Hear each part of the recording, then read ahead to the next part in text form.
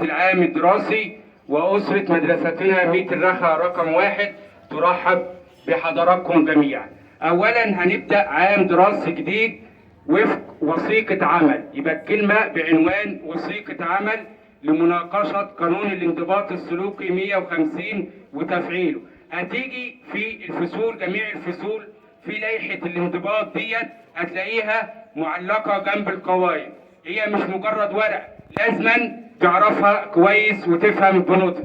اولا هنشكل فريق اكتشف تاريخ مصر بمادة الدراسات الاجتماعية، وهنفعل قوانين الوزارية الهامة.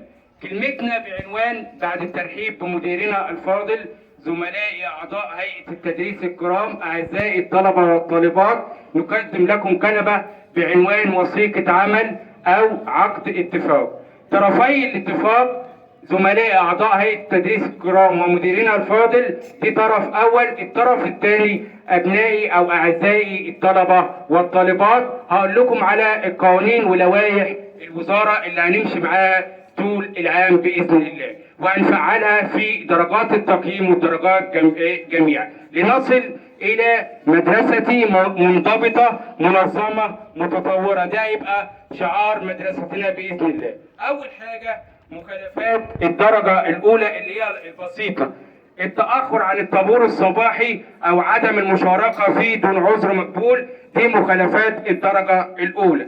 التأخر عن الحضور في الوقت المحدد لبدء الحصة الدراسية، دي مخالفة من الدرجة البسيطة.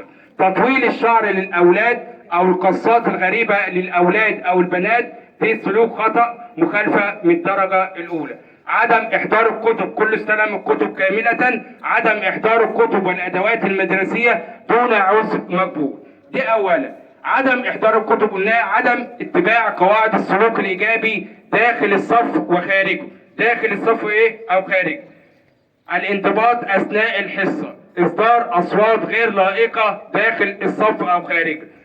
النوم أثناء الحصة الدراسية، كل ده مخالفات الدرجة الأولى. ننتقل إلى مخالفات الدرجة الثانية بقى أعزائي الطلبة والطلبات. التغيب عن المدرسة دون عذر مقبول، دي مخالفات الدرجة الثانية. الدخول أو الخروج في وقت الحصة دون استئذان، دي نقطة مهمة جدا. عدم حضور الأنشطة والفعاليات المدرسية دون عذر مقبول. إتيان ما من شأن مخالفة الآداب العامة أو النظام العام بالمدرسة من قيم وعادات المجتمع. تاني حاجة الكتابة على الأساس المدرسي أو مقاعد الحافلات أو اللعب بجرس الإنذار أو المصعد. إحضار الهاتف المحمول ممنوع لأي طالب مهما كان السبب. دي مخالفات الدرجة الثانية. ننتقل إلى مخالفات الدرجة الثالثة اللي هي نصفها بالخطيرة. التنمر بأنواعه، دي نقطة مهمة جدا، ما تنمرش على زميلك مهما كان يعني. نقل أو نسخ الواجبات أو التقارير أو الأبحاث، ما تصورش التقييمات وتنقلها من زميلك، حل بمجهودك يعني.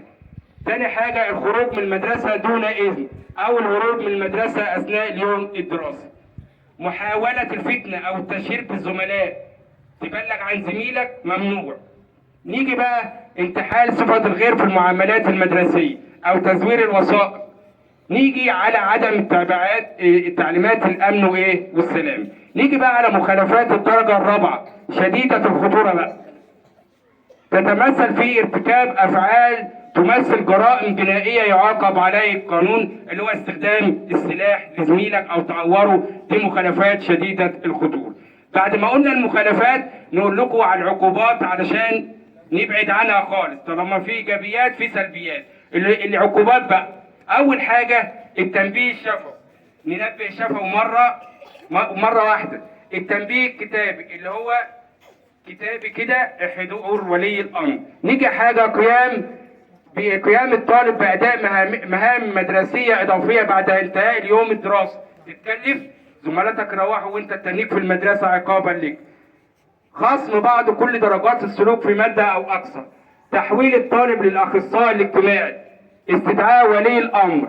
الفصل المؤقت من المدرسة لمدة أسبوع. الفصل المؤقت من المدرسة لمدة أسبوعين.